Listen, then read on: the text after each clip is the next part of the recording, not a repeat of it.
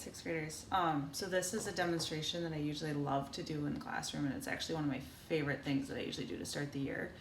It has to do with mindset and the question of what kind of jar are you today? So I want you to look at this jar that I have here. What are some things that you notice about it? So just pause and think as you're looking. Okay. So if you think about jars, a lot of times the things that we notice is they usually have a lid, and we can usually either open them or close them, and they usually hold things. So if you think of yourself as a jar, think about how this can represent you at school and your attitude when you're in your different classes. So like, for example, you can think of your teachers as kind of these people that are trying to give you information, right? So I have some sort of knowledge or information that I'm trying to get you to give to you on a given day, or lead you to. So if you come to class as an open jar, right? So you come in like this, I can take that information, your other teachers can take that information, and we can give it to you. It could be a little, it could be a lot. And here's the really great thing about it is if you're open, you can take that information in, you can hang on to it, and say a few years from now you decide, oh hey, I'm not gonna go into this math field, or I don't need this information. You can just simply take it and forget the information, or essentially like dump it out, all because you came in open.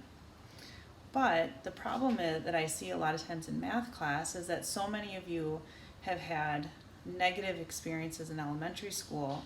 When you come into class, you come as a closed jar because you think things like I can't do math, or I'm not a math person. So then you come in, and then when I try to help you through different activities,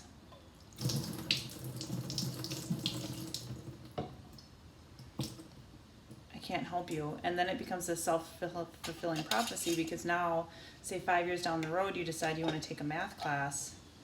You don't necessarily have that information that I had tried to give you at that time. So I just want you to think about that as you're going through this year, especially in light of everything that's happening. Are you coming in as an open jar who's giving themselves lots of open opportunities in the future?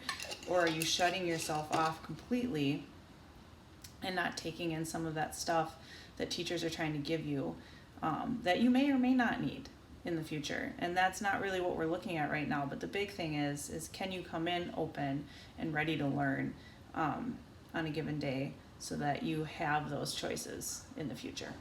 So just things to think about.